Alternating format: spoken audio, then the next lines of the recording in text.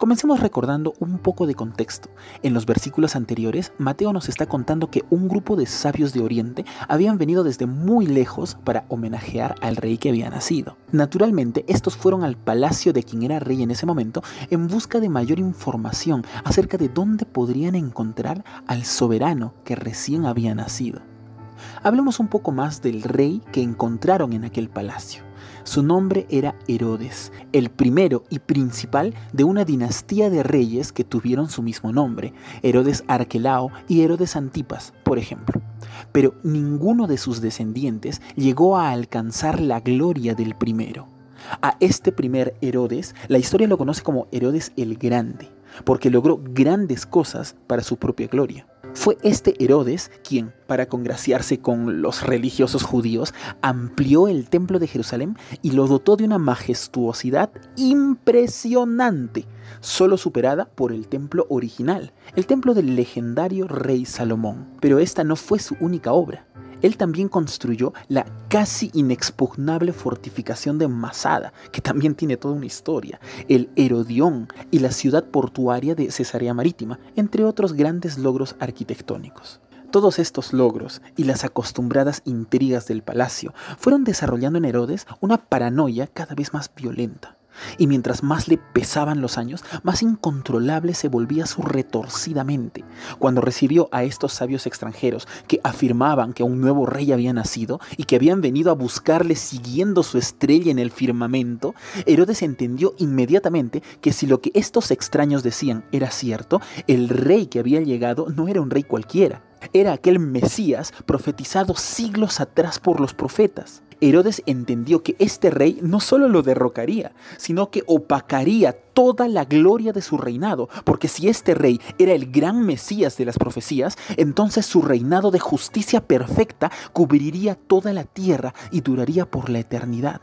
Herodes no pudo soportarlo. Reunió a los eruditos de Israel para que descifren en qué ciudad había de nacer el Mesías. Todos ellos respondieron: en Belén de Judea, la ciudad de David. Herodes quería arrancar el problema de raíz y en su delirio creyó que podría denegar las profecías y enfrentarse al omnipotente quien las había determinado. Usando astucia, logró que los sabios extranjeros le dijeran desde qué momento había aparecido la estrella en el firmamento, y así calculó que el nacimiento del Mesías tuvo que suceder hace no más de 2 años. Pero Herodes no se contentó con esa información. Hizo prometer a los viajeros que una vez que encontraran al rey nacido, se lo revelaran, y puso como excusa: porque yo también quiero ir a adorarle. En su interior, el rey reía. ¿Ir a adorarle? ¡Ja!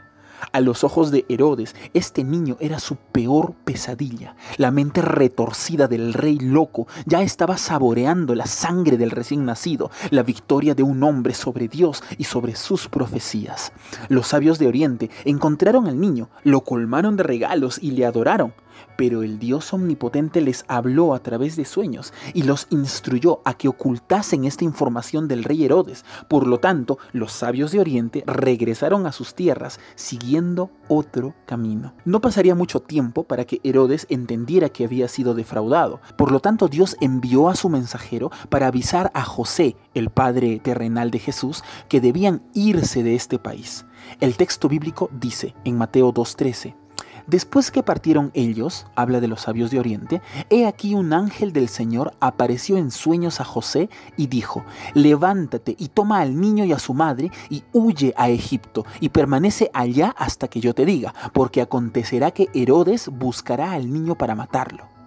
Herodes creyó que podría contender contra la voluntad de Dios.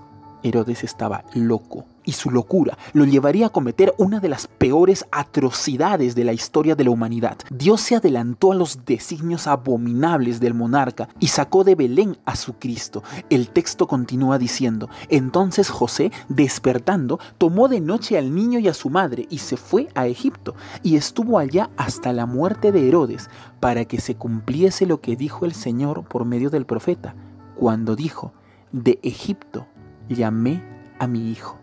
El Dios omnisciente no se había adelantado a los designios de Herodes recién en este momento. Siglos atrás, aún antes que el cruel monarca naciera, Dios ya había visto quién sería este y lo que haría. 740 años atrás, el profeta Oseas, inspirado por Dios, había profetizado que el Mesías sería llamado desde Egipto. Puedes encontrar su testimonio en Oseas 11:1. Hasta la brutalidad humana es usada por Dios para su propia glorificación por los siglos de los siglos.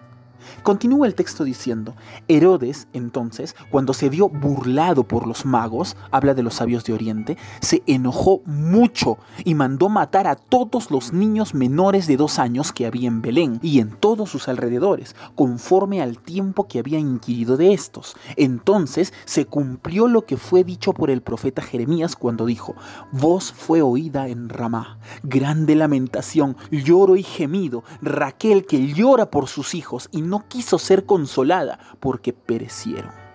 A este oscurísimo episodio de la humanidad se le conoce como la matanza de los inocentes.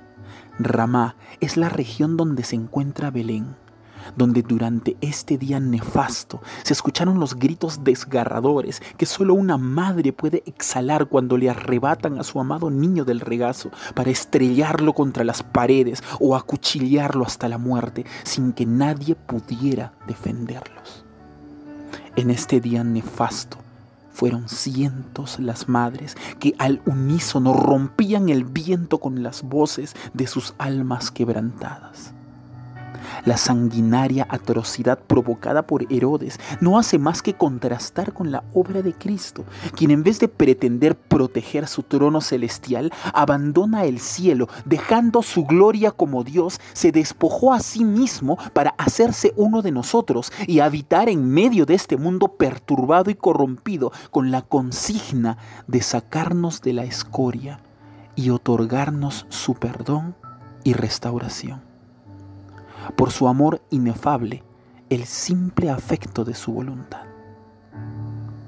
La atrocidad cometida por Herodes había sido también vista ya siglos atrás por Dios, quien lo declaró 587 años atrás a través del profeta Jeremías, cuyo testimonio encontrarás en Jeremías 31:15.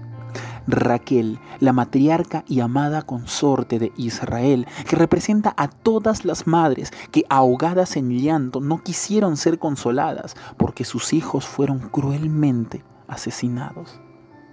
Pero después de muerto Herodes, continúa la narración de Mateo, he aquí un ángel del Señor apareció en sueños a José en Egipto, diciendo: levántate, toma al niño y a su madre, y vete a tierra de Israel, porque han muerto los que procuraban la muerte del niño. Entonces José se levantó, tomó al niño y a su madre, y vino a la tierra de Israel. Pero oyendo José que Arquelao reinaba en Judea en lugar de Herodes, su padre, tuvo temor de ir allá. Avisado por revelación en sueños, se fue a la región de Galilea y vino y habitó en la ciudad que se llama Nazaret, para que se cumpliese lo que fue dicho por los profetas, que habría de ser llamado Nazareno. El amado Padre terrenal de Jesús, José, fue el instrumento divino para la protección del Mesías, en la etapa más vulnerable de su paso por esta tierra cruel. El primer Herodes había muerto, pero uno de sus descendientes, Herodes Arquelao, también conocido como el tetrarca, ahora se sentaba en el trono de su padre. Entonces no volvieron a Judea, sino que se fueron a una región muy cercana llamada Galilea, donde Jesús pudo desarrollar su infancia junto a los demás niños de un pequeño e insignificante pueblo llamado Nazaret. Y así termina nuestra reflexión de hoy. Recordemos aquel contraste entre el rey sanguinario, quien delirante fue capaz de cometer cualquier abominación para conservar su propio trono y su intento de gloria, y contrastémoslo con el Dios creador, el omnipotente, quien por su amor infinito derramó su gracia soberana, despojándose a sí mismo para poder pagar el precio de nuestras rebeliones con su propio sufrimiento y muerte en aquella antigua cruz. La maldad del hombre es el contraste perfecto para que brille con todo su esplendor la bondad de Dios. Pero esta maldad tiene los días contados. Cristo volverá y su juicio vendrá con él, el juicio final.